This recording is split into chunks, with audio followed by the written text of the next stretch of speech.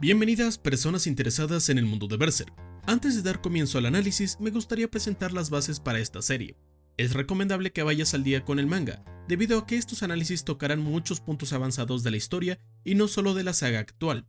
En segundo lugar, estos análisis servirán como una crítica a apartados que considere tanto negativos como positivos, por lo que trataré de destacar tanto la excelente escritura que poseía Miura, como sus falencias, que pese a no ser muchas, recordemos que era humano y podía cometer errores. No poseo la verdad absoluta, y estos videos son también para toda la comunidad de Berserk. Si no estás de acuerdo con algún punto o quieres aportar algo, la caja de comentarios es un lugar ideal, siempre con el debido respeto, todo con el fin de generar un ambiente en donde llevemos el mensaje de ser mejores personas que nos brinda el manga. Sin más dilación, empecemos con el mega análisis del capítulo B0 de Berserk. La historia continúa en un capítulo titulado La Marca, en donde Guts está siendo acechado por unos fantasmas que le dicen que no puede escapar de ellos, y posteriormente los enfrenta por toda la noche. A la mañana siguiente vemos a Puck montando en un ave, siguiendo el rastro de Guts, que por suerte logra encontrarlo herido. Guts se toca la herida en su brazo izquierdo hecha por uno de los espectros, pero al ver a Puck inmediatamente se cubre esa parte, pese al dolor. Este detalle es pequeño pero muy interesante. Como habíamos visto en el anterior capítulo, Guts detestaba a las personas débiles por sus propias inseguridades. Tras perder a todos sus amigos en el eclipse y no poder hacer nada ante ello, Guts por el trauma adoptó una forma de pensar que lo protegía de sus malos recuerdos, como nunca mostrarse débil ante nadie o aborrecer a aquellos que no se puedan proteger a sí mismos. Por eso es que le oculta la herida a Puck, pese a que vemos que le duele profundamente. Para él es una señal de debilidad, no quiere que lo vea vulnerable. Este detalle también podemos apreciarlo cuando en el anterior capítulo fue torturado y aun con ello se lograba burlar del alcalde. Mientras Guts cubre la herida con su capa para que no la vea el elfo, Puck le pregunta si está bien, a lo que Guts ignora la pregunta y le dice el por qué lo ha estado siguiendo, a lo que Puck responde que le parece un tipo interesante, y que si lo seguía podría haber muchas más cosas interesantes, como el apóstol serpiente que combatió, entre otras cosas. La verdad es que es impresionante cómo, a pesar de que Puck sufrió una involución en la obra, pasando de ser un elfo travieso pero que sentía empatía por los demás, a solo un alivio cómico, el detalle es que Miura mantuvo dentro del personaje bastante coherencia, porque si nos vamos a la saga de fantasía, nos damos cuenta que Puck genuinamente vivía en un paraíso lleno de criaturas bondadosas, brujas y magos, pero que a la larga se terminó aburriendo de eso y decidió viajar en pájaro, como en este capítulo, en busca de aventuras nuevas. Pero entonces, si Puck quería aventuras nuevas, ¿por qué se quedó con Guts? Alguien que lo trata mal y de hecho, acto seguido que Puck dice querer viajar con él, este le lanza una mirada seria y de un golpe lo tira a un charco, para rematar diciéndole que odia a los elfos, odia que sean débiles y que si pudiera los aplastaría. Puck lo sigue sencillamente por dos cosas. La primera es que este elfo en un inicio solo ayudó a Guts porque creyó que había matado a los malhechores que lo torturaban para salvarlo y se sentía en deuda, pero cuando empezaron a hablar se dio cuenta que Guts era una mala persona, pero no una mala persona que disfrutaba hacerlo, sino que al contrario, logró meterse en sus emociones y saber que su actuar se debe a un trauma muy fuerte, que sus palabras estaban llenas de odio, pero a la vez de miedo y de tristeza. A diferencia de los malhechores con los que estaba, que genuinamente disfrutaban ser malvados, Guts era diferente. Había algo más que lo hacía actuar de esa forma. Y en segundo lugar, ambos tienen una personalidad parecida. Puck, a pesar de presenciar cosas horribles, también tiene interés en dichas cosas, y Guts, a pesar de ser perseguido por demonios, el combatir es lo único que puede hacer. Tanto es así que Puck y Guts, al estar en la isla de los elfos, aquel paraíso en la tierra, se terminan aburriendo de dicho lugar. Ambos necesitan de emociones fuertes, ya sea porque toda su vida es lo único que ha aprendido o porque no tiene otra forma de divertirse. Guts se aleja de Puck y en el camino comienza a llover. A su lado, un carruaje lo invita a subir para cubrirse de la lluvia. Guts se niega a subir. El hombre que se revela ser un monje dice que aún tienen espacio, además que lo acompaña su hija y uno de los ángeles de Dios, en este caso llamando así a Puck, que curiosamente también está en el carruaje. Guts resignado le dice que unos demonios lo siguen, pero tras tanta insistencia del monje, Guts piensa que al fin y al cabo no le importará lo que le pase a otra gente. Esta escena es curiosa porque nos revela cómo es Guts en realidad. Normalmente él no es una mala persona, y aquí vemos que a pesar de mencionar que no le agradan los monjes, realmente tiene cierta preocupación por su seguridad, ya que los demonios que lo siguen pueden atacar a aquellas personas. Es similar a como al inicio del primer capítulo, al entrar al bar, le da dinero al que atiende, porque va a hacer varios destrozos, son pequeñas muestras de humanidad del personaje, que nos revelan que en primera instancia sí se preocupa aunque sea un poco por los demás. Al entrar al carruaje, Guts mira decepcionado a Puck, y este le corresponde el sentir ya que ambos no pensaban en volver a cruzarse con el otro.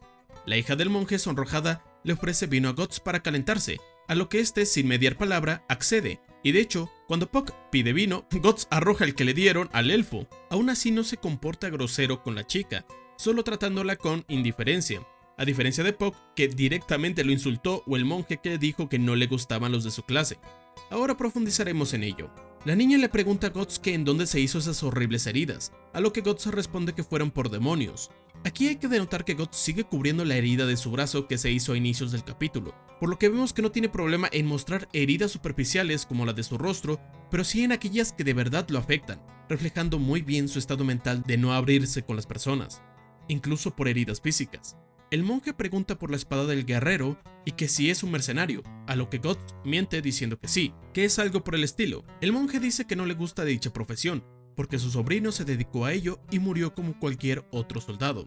Además que ser mercenario y morir le impidió vivir una vida feliz, con esposa o con hijos. Ante esto, Guts le dice que, sin importar lo que haya pasado, murió haciendo lo que quería. ¿No? Yo creo que tuvo suerte. Este momento es muy especial, porque aquí no está hablando un Guts que usa palabras hirientes para olvidar sus traumas. Aquí lo dice con toda sinceridad. Aquí está hablando Guts desde el fondo de su corazón. Menciona que la vida puede terminar en cualquier momento, y no hay nada mejor que morir en el campo de batalla. Guts a lo largo de su vida ha sufrido mucho por los objetivos y deseos de otras personas, ser vendido como un juguete por Gambino, que Griffith le impidiera abandonar la banda del halcón, o ser maldecido por la marca de sacrificio y ser atacado por demonios por todas las noches. Por eso cree que aquel mercenario murió feliz, porque murió haciendo lo que quería, no persiguiendo los sueños de alguien más. La filosofía de Guts es vivir la vida como uno quiera, no atado al destino o atado a otra persona. Por eso cuando forman su equipo, avanzada la historia, a ninguno lo incita a quedarse, sino que cada uno esté en el grupo porque así lo desea, y que todo lo que hagan, lo hagan por su elección. Por eso, cuando Farnes decidió abandonar el grupo, Guts literalmente interrumpió una fiesta privada llena de aristócratas y líderes militares solo para preguntarle a la mujer si la decisión de abandonarlos nace de ella o es impulsada por alguien más. Otro detalle curioso es que Guts, al saber que va a decir algo de corazón, de hecho evita la mirada de los presentes, cuando anteriormente no tenía problema en mirar al monje para contestar sus preguntas, pero al abrir un poco sus sentimientos evade la mirada y solo se queda viendo el camino. Hasta Puck, quien anduvo peleando con Guts en todo el capítulo, se da cuenta que hay algo más en las palabras de aquel hombre, y visualmente también vemos que Guts se abre más emocionalmente, ya que mientras todo el capítulo ha estado intentando cubrir la herida de su brazo, cuando habla en este momento revela su brazo. Si bien sigue ocultando la herida con su mano, esto refleja que por un momento decidió exponer quién es en realidad. Guts dice que se va a dormir por un momento. La niña le da una manta tocando a Guts y este solo la ve de manera seria. Como vemos, el espadachín odia ser tocado. Por el amor de Dios, que se puso como loco porque Puck con sus pequeñas manos apenas lo tocaron, pero no tuvo problema en que la niña lo hiciera. Como vemos, si bien no está tratando particularmente bien a la chica, sí trata de tener un trato más neutral con ella y no ser tan agresivo, y pronto descubriremos el porqué. Guts comienza a soñar. Un ojo lo vigila desde el cielo. Se halla cansado, caminando en el agua y completamente desnudo. La simbología tras esto es que los muros significan estar atrapado, el agua dificulta su movilidad y el que esté desnudo significa estar expuesto. El elemento que se nos ha mostrado en este capítulo para que Guts se cubra ha sido la capa. Es un método de protección tanto físico como mental para que la gente no vea sus heridas. Pero ahora sin nada con lo que ocultarse está expuesto. Guts se da cuenta que la marca de su cuello sangra e intenta salir escapando. Salen lanzas del suelo que atrapan uno de los pies del espadachín, incapacitándolo. Temblando, intenta salir. Viendo que es inútil, intenta usar su brazo mecánico para defenderse, pero ha desaparecido. Mientras se acerca más y más una figura conocida para él, la figura revela ser el hijo corrompido de Guts, que lo acecha como una criatura enorme. Este sueño ejemplifica muy bien lo que fue el eclipse, un Guts impotente, atrapado, sin armas, ante los miles de demonios que lo rodean. Ese es el miedo que Guts evita, el sentirse débil, acorralado, sin la capacidad de hacer nada. Hasta en los capítulos más recientes, cuando pierde a Casca, otra vez vemos cómo se siente que se ahoga, desnudo, desprotegido, en un mar que lo atrapa más y más, reflejando la evolución de la tristeza y el sentirse encerrado de Guts, siendo un agua que le cubría hasta los pies hasta evolucionar a un agua que lo ahoga por completo. Guts despierta y ataca a un pequeño demonio que estaba en su brazo. La criatura cae al lado de Puck y este se asusta tanto que vuela golpeándose en todas direcciones y despertando tanto al monje como a su hija. El hombre pregunta qué es eso, a lo que Guts responde que es un incubo, una criatura que se alimenta de las pesadillas de la gente. Que Guts sepa tanto de esto significa no solo que ya habrá pasado por varias pesadillas, sino que también muchos incubos se habrán alimentado de él, tantos que hasta sabe su propósito. El monje se queda sorprendido. Guts menciona que si cree en Dios, ¿por qué debería de dudar de los demonios? Puck pregunta por qué los atacan, a lo que Guts, en forma burlesca, le dice que por su marca que los atrae. Sin embargo, la sonrisa de su rostro desaparece cuando se da cuenta de que su marca comienza a sangrar, significando que más demonios van a por él. Guts sale del carruaje y les dice a los demás que no salgan, que se queden adentro. Pero espera un momento, ¿qué no que Guts odiaba a los débiles y además dijo que no le importaba lo que les pasara? Sí, como vemos, la hipocresía de Guts en este momento no aplica porque al ser un momento de estrés no está ocultando sus emociones y vemos un genuino interés por protegerlos. Sin embargo, no intenta proteger al monje, sino a la niña. Menciona que los incubos nacen de la sangre y fluidos de los muertos, por lo que cadáveres pueden acechar el área. Los caballos enloquecen y la niña sale para intentar calmarlos. Guts le grita que no salga, pero la niña, ante un Guts sorprendido, termina siendo atravesada por una lanza de los muertos. Tras su fallecimiento, y gracias a las palabras de su padre horrorizado, conocemos su nombre, Colette. Los esqueletos rodean a Guts y este menciona que tantos cadáveres debió significar una gran batalla, pero antes de sacar su espada, antes de siquiera empezar a luchar, ve el cadáver de la pequeña Colette.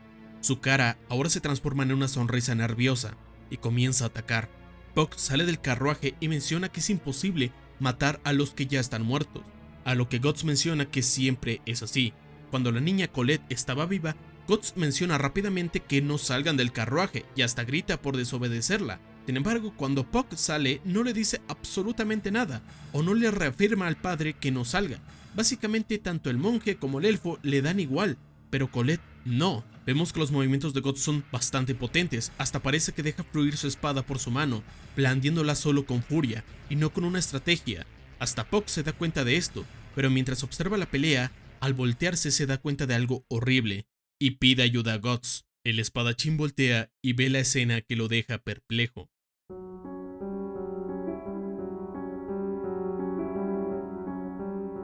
La pequeña Colette levantada de entre los muertos mientras sostiene la cabeza de su padre. Guts, paralizado, solo ve cómo la niña arroja la cabeza de su padre y se acerca lentamente. La mirada del espadachín solo recuerda a la chica inocente que hace unos momentos le ofrecía vino para calentarse. Queda tan impactado que hasta Puck grita su nombre para que reaccione.